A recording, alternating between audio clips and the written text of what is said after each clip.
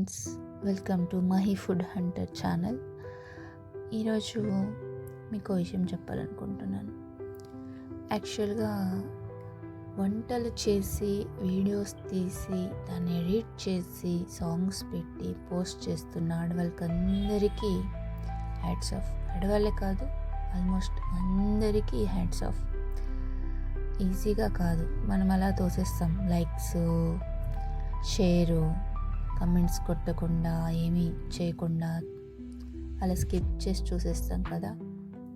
అలా నిజంగా చేయకూడదు అనిపిస్తుంది. ఎందుకంటే వ్యూస్ రాకుండా, లైక్స్ లేకుండా ముందుకు చేసుకుంటూ వీడియోస్ వెళ్తున్నారంటే వాళ్ళకి చాలా గ్రేట్. అసలు హ్యాట్స్ ఆఫ్ అందరికీ. నేను చేస్తున్నాను కాబట్టి నాకు ఆ కష్టం ఏంటో తెలుస్తుంది. వీడియోస్ చేయడం, ఎడిట్ చేయడం, సాంగ్ పెట్టడం చాలా కష్టమే. ఓకే, ఈ చిన్న స్టోరీతో చేపల పులుసు ఎలా పెట్టానో చూడండి. అనగనగా ఒక రాజుకి 7 కొడుకులు. ఒకరోజు ఆ 7 యువరాజులు సరదాగా వేటకు వెళ్ళి చేపలు పట్టుకొని వచ్చారు. అక్కడ వారికి 7 చేపలు దొరికాయి. ఇంటికి వచ్చాక ఆ చేపలు ఎండలో ఆరబెట్టారు. కానీ సూర్యుడి వేడికి ఆ చేపలు ఎండలేదు. అప్పుడు రాజు తన కొడుకుల్ని చేపలు ఎందుకు ఎండలేదు అని అడిగాడు. అప్పుడు కొడుకులు ఒక్కొక్కరుగా ఇలా సమాధానం చెప్పారు.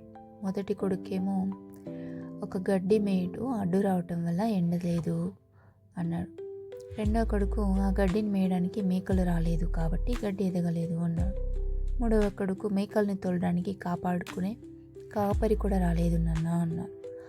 అలాగే నాలుగో కొడుకు, ఆ కాపరికి కడుపు నిండా అన్నం పెట్టలేదు కాబట్టి వాడు రాలేదు. ఐదవ కొడుకు అన్నాడు, అన్నం వండడానికి ఇంట్లో అసలు బియ్యమే లేవు అని. ఆరో కొడుకు అన్నాడు, బియ్యం దంచడానికి రోకలి దొరకలేదు, రోకలి ఎలుకలు కొరికేశాయని ఏడవ కొడుకు చెప్పాడు. ఇలా ఒకరికొకరు కారణాలు చెప్పుకుంటూ పోవడం వల్ల రాజు నవ్వేసి పిల్లల అమాయకత్వాన్ని చూసి వెళ్ళిపోతాడు. ఇది నా చిన్నప్పుడు మా నాన్నమ్మ చెప్పిన కథ. అందరికీ నానమ్మలు, అమ్మమ్మలు చెప్పే ఉంటారు. ఇంకొకసారి నా చేపల పులుసుతో పాటు ఈ చిన్న చేపల కథని వినేసి లైక్ చేసి సబ్స్క్రైబ్ చేసుకోండి. Thank you.